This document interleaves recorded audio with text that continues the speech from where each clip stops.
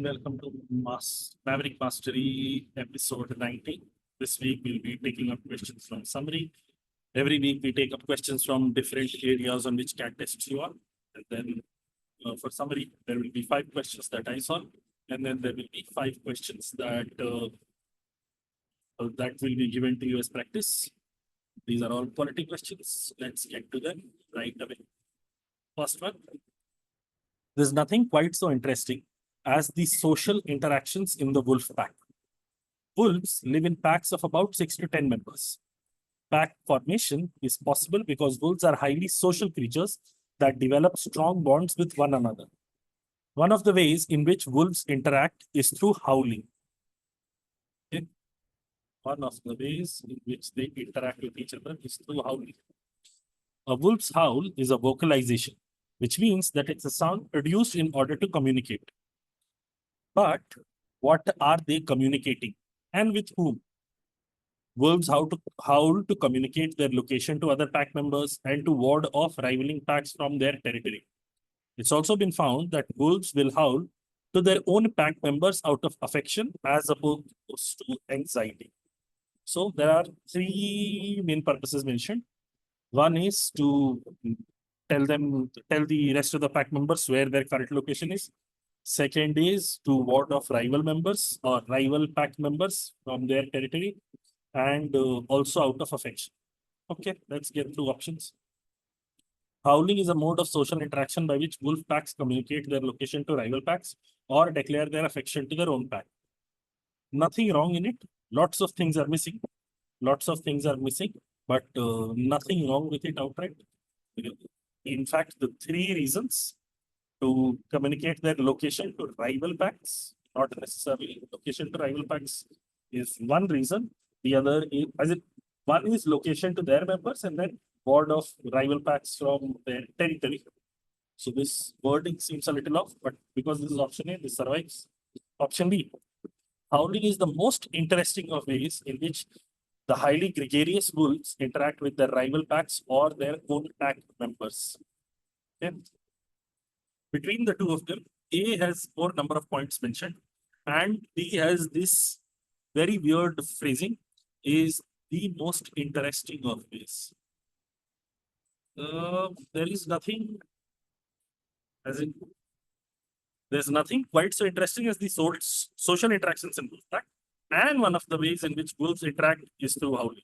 So howling is one of the most interesting ways in which highly gregarious wolves interact with rival packs or their own pack members. Is weird. The way itself is not being termed interesting. The entire activity of social interaction is termed interesting. And one of those ways of social interaction is howling. So, and the fact that the purpose of howling has not been specified in B. Between A and B, I'd say A survived, B goes on. Option C. Wolf packs develop strong bonds within themselves and communicate through howling, both with rivaling packs and other members of the same pack. Okay, wolf packs develop strong bonds within themselves. Is mentioned, develop strong bonds with one another and communicate through howling. It's also valid, both with rivaling packs and other members of the same pack. This is also accurate. But the purpose of howling is not mentioned here. Between A and C, C goes away. The purpose of howling is precisely the crux of the paragraph. Let's go. Deeply social wolves interact through howling with their own pack members to show affection and with rival packs to declare their territory. Okay. Between A and C, D has this tidbit of information that wolves are deeply social. The fact that it is not mentioned in A is an advantage that D has. Additionally, this phrasing is coming back to remind us, C, by which wolf packs communicate their location to rival packs. They communicate their location to their own pack members, communicate their location to other pack members, and to ward off rivaling packs from their territory. You're not communicating your location to rival packs. Here, it is mentioned to show affection and with rival packs to declare their territory. This is my territory, keep away. Between A and D, the phrasing is more appropriate in D. And the purpose of howling is also mentioned. Therefore, between A and D survives. D should be the answer. A will not be the answer. Okay, next question. Exercise is painful. When the body exerts itself, pumping action out of muscles to tear them down and build their mass, it's left with a soreness. Doctors, coaches, and mothers all recommend heat for tense sore muscles. Warm baths, moist towels, hot water bottles, or heated pads as thermotherapy techniques. Okay. While exercising, overworked muscles and the buildup of lactic acid in the muscles are what cause the pain associated with exercising. When heat is applied to a sore area of the body, blood vessels widen and blood flow increases to transport excess lactic acid and other toxins away from tired muscles. These muscles are also made so more elastic by the heat, and nerve endings are stimulated to block pain signals. Okay. So, the purpose of why thermotherapy works, or the reason why thermotherapy works, one muscle exercise causes pain. It is due to sore muscles and buildup of lactic acid. Now, thermotherapy using heat pads and using all those wonderful things, moist towels, warm baths, or hot water bottles, heated pads, all of these. What they do is they expand the blood vessels widen, they expand the blood vessels. So lactic acid is transferred away from the sore muscles. And because it gets transferred away, it gets mixed up and its concentration reduces tremendously, reducing the pain that we feel. Also, the muscles are made more elastic by the heat. Nerve endings are stimulated to block pain signals. Lots of wonderful outcomes are mentioned of using this heat therapy. Muscular pain from exercising can be alleviated, can be addressed, can be reduced by applying heat to tense sore muscles. Fine. Thermotherapy widens blood vessels and gets rid of built-up lactic acid from muscles. Now, between A and B, see, both of them are true. Both of them are true. But is the passage about only thermotherapy, or is the passage about how muscular pain can be alleviated? And one of the ways in which muscular pain can be alleviated is via thermotherapy. What precisely happens in thermotherapy?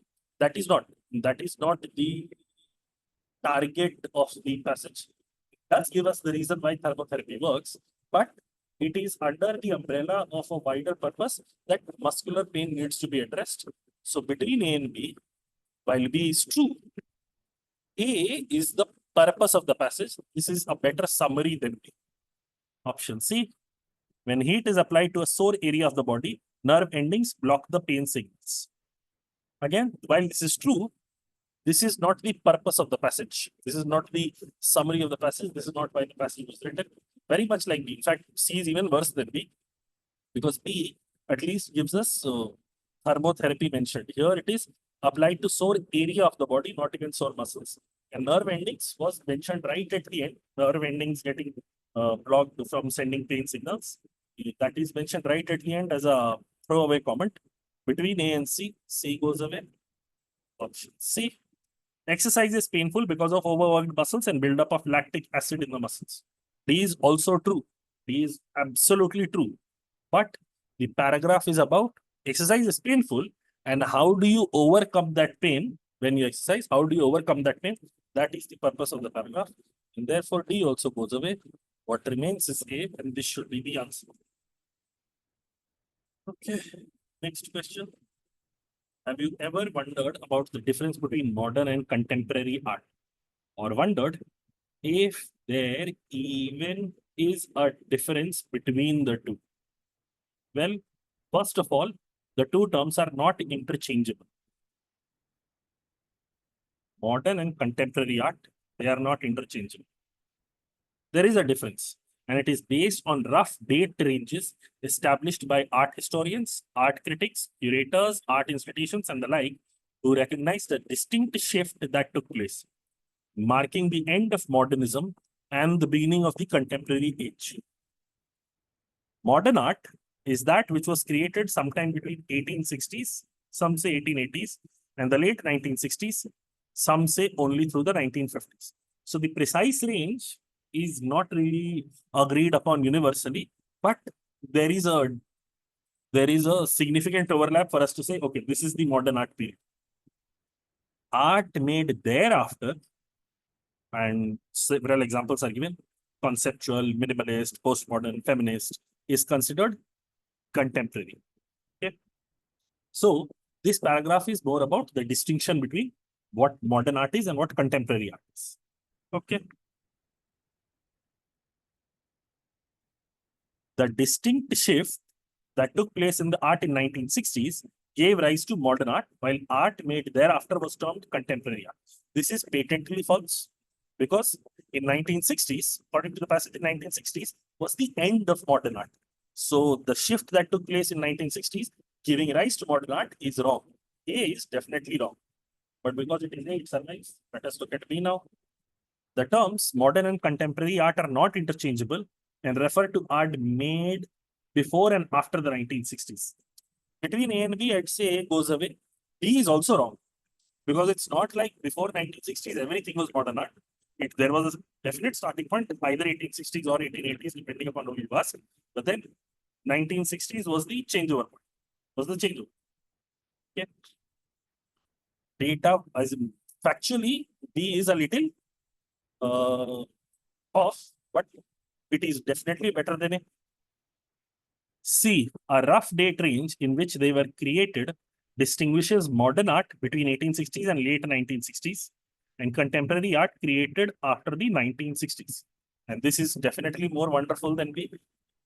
The paragraph was about the difference between modern art and contemporary art, and C clearly outlines that particular difference, also gives us the precise timelines as mentioned in the passage between B and C. C is better. Okay. 1960s marked a distinct shift in the style of art and marked the end of modern art and rise of contemporary art. D is definitely true. D is true as per the passage.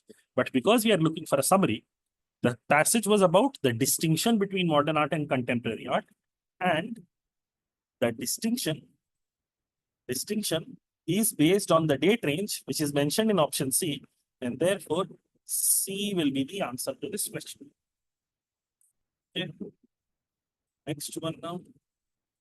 We've got stem cells from the umbilical cord blood are young and unexposed to the external environment.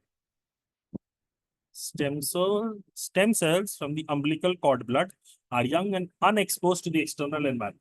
Okay. Umbilical cord is the cord that when a child is born, umbilical cord is the, let's say, wire through which the mother feeds the baby while the baby is in the uterus. Okay. These stem cells are capable of differentiating and regenerating into different types of cells in the human body. They have the potential to treat life-threatening diseases, including blood-related and oncological disorders. Okay. I have absolutely no clue what oncological disorders are, but blood-related and oncological disorders, they can be potentially treated by these stem cells, which come from umbilical cord blood. Okay. 3,654 clinical trials are in progress across the world, around the application of stem cells for treatment of various diseases. In India, there are 31 ongoing clinical trials that delve into the usage of stem cell therapy for curing diseases. Cord blood stem cells are used in treating over 80 blood diseases, including sickle cell disease, thalassemia, and forms of cancer such as leukemia and myeloma. Okay. This hits a little too close, but anyway. So this is wonderful. This paragraph is about stem cells from umbilical cord blood are unexposed. We have the ability to differentiate and regenerate. So there is a lot of testing going on. 3,664 different clinical trials are ongoing in the world, how they can be used to cure for diseases. In India, there are 31 such trials going on, and cord blood stem cells are used for treating over 80 diseases. So there has been some partial success in the research that is being conducted. There has been some partial success that has led to these stem cells being able to cure 80 diseases. And then there is a list of diseases. Okay, let's go. Option A, cord blood stem cells, which regenerate into different types of cells, are used in treating life-threatening diseases, including blood-related and oncological disorders. Okay, nothing is wrong. It seems like this option is missing out on a lot of data. 3,654, 31, 80, lot, and the list of diseases given. All of that is used. All of that is skipped. But okay, what is written is not wrong. In clinical trials across the world, embryonic stem cells have proved crucial in treating life-threatening blood disorders and cancers. Okay. Now, embryonic stem cells was not mentioned. It was always cord blood stem cells mentioned everywhere. And this is proved crucial in treating life-threatening blood disorders and cancers. Maybe oncological is something related to cancers. Maybe oncological is something related to cancers. But what option B is stating is, in clinical trials, these stem cells have worked. Whereas, according to the last paragraph, it is no longer just limited to clinical trials. According to the last sentence of the paragraph, it is not just limited to clinical trials.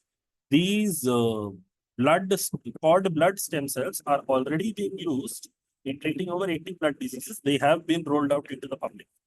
So between A and B, B would be ruled out, A would stay. Because this is limiting their application only to clinical trials. And there is also mention of embryonic stem cells, which is not cord blood stem cells. Okay. Option C. Cord blood stem cells, which regenerate without differentiation. Accurate. These stem cells are capable of differentiating and regenerating into different types. So which regenerate without differentiation, this itself is factually inaccurate, are used widely in stem cell therapy against life-threatening diseases, including blood disorders and cancers. Also this, used widely in stem cell therapy. While they have an application in stem cell therapy, wherever stem cells are being used, the fact that they are widely used is not told to us. You could perhaps make that inference because they are treating 80 blood diseases, but we don't know the incidence of these diseases and how they are being done. Regardless, option C is definitely ruled out when we say cord blood stem cells which regenerate without differentiation. And these stem cells, the paragraph here tells us these stem cells are capable of differentiating and regenerating into different types of cells in the human body. So differentiation definitely happens. C is factually inaccurate, goes away. Option D. Stem cells for, I'm guessing this should be from the umbilical cord blood, which have the, no, it will be form only. And this gives us a reason. Stem cells create the umbilical cord blood, form the umbilical cord blood, and umbilical cord blood, which have the potential to save life-threatening blood disorders and cancers.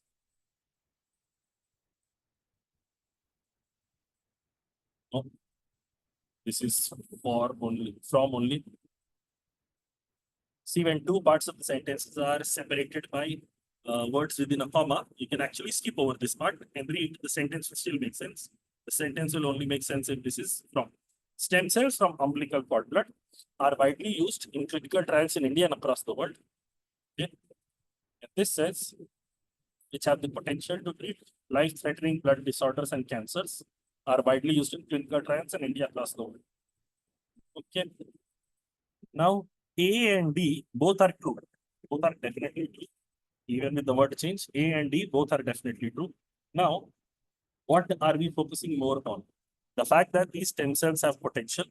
A lot of clinical trials are going on, and some degree of success has been found in those clinical trials, and they're already being utilized to cure or treat over 80 blood-related diseases, sickle cell disease, thalassemia, forms of cancers such as leukemia, myeloma, So the fact that they are widely used in the clinical trials is more important, or are used in treating life-threatening diseases. Between the two of them, I'd say the fact that they're being used for treating is more important. Therefore, between A and D, A wins, A goes away. Okay. Next question. The Slovenian philosopher Slavoj Zizek makes a striking observation about the difference between fascism and communism. Okay. Slavoj Zizek finds some difference between fascism and communism. In fascism, think of Adolf Hitler or Benito Mussolini. See, fascism is one person ruling iron hand. You could call it authoritarian and discriminatory towards minorities. All sorts of different words can also apply to fascism. For communism, it is the extreme form of socialism where you have the means of production are owned and operated by the state, and anyone doing any action against the state is penalized, either militarily or criminally or in whatever fashion. So fascism and communism, here you have one person having tight control over the rest of the population. Communism, there is a group of people who have tight control over the rest of the population, and everything is owned and operated by state. In fascism, it is more single person ruling. That is the primary difference. Let's go. In fascism, think of Adolf Hitler or Benito Mussolini. When the supreme leader finishes his speech, his body seeks to embody a theatrical gravitas. Gravitas is, for the lack of a better term in Hindi, it is teherav. There is a certain degree of elegance and royalty being displayed. The leader stares into the crowds, and his hands barely move as he soaks in the wave of applause. He never betrays the mask of virility that he carefully adorns. In contrast, under communism, think of Joseph Stalin, Xi Jinping, or Kim Jong-un. The supreme leader joins in the bonhomie. His hands applaud freely, and his body seeks to project conviviality to further the claim that he too is merely a fellow party worker, never hinting at the vast authoritarian power he oversees. Okay, and you can understand here when you're talking of Adolf Hitler or Benito Mussolini, these are also individuals who have power, but they're espousing the theory private ownership and private enterprise is the way to a good life. For Joseph Stalin or Xi Jinping or Kim Jong-un, what they are proposing is state ownership, state everything. All of us are equal. All of us are to be treated in a similar fashion. So when the first group finishes the speech, they look into the mic, see, I'm so great, I'm so special, I'm this, I'm that.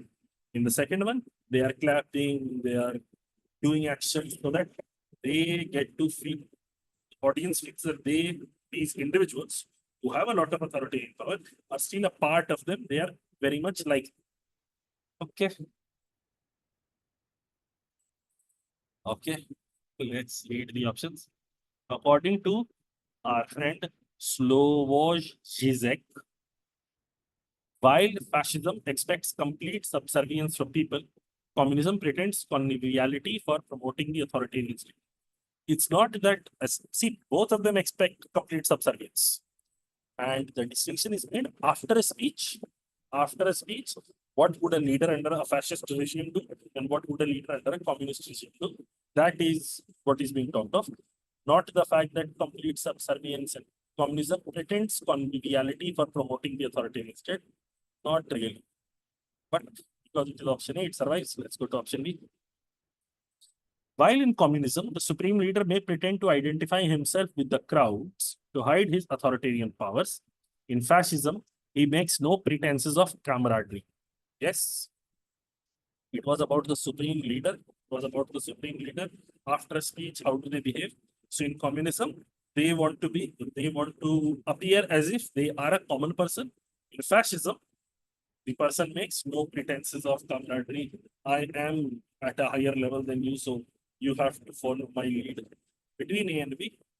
B survives. Option C. Sorry. While a supreme communist leader never betrays the mask of virility that he adorns, fascist authoritarian leaders pretend conviviality to fellow party workers. This is while this is correct if it had been the opposite.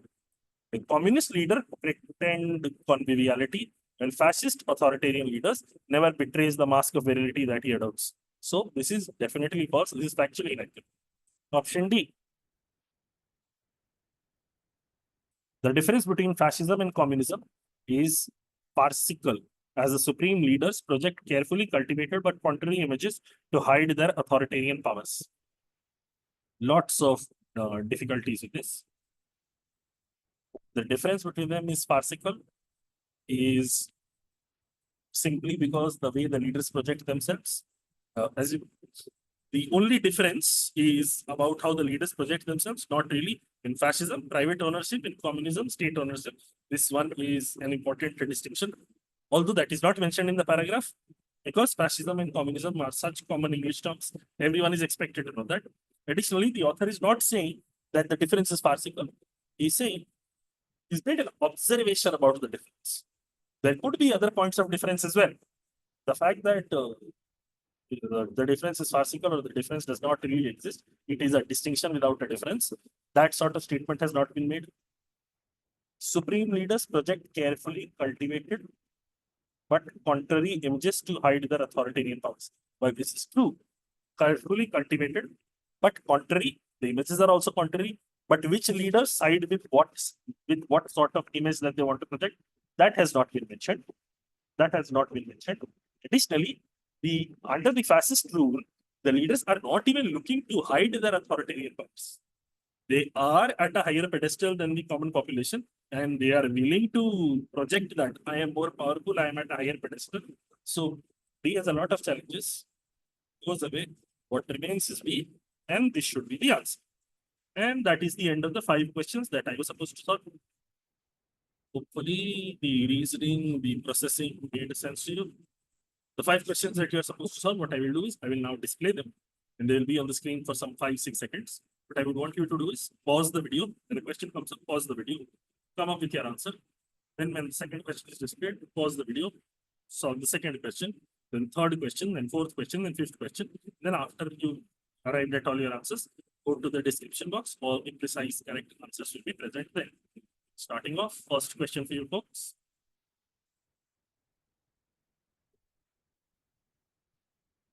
Second question now.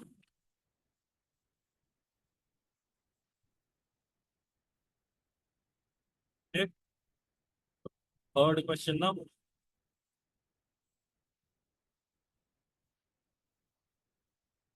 Okay. Fourth question now.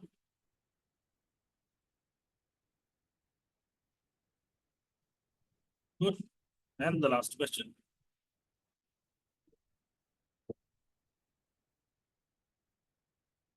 And that's it.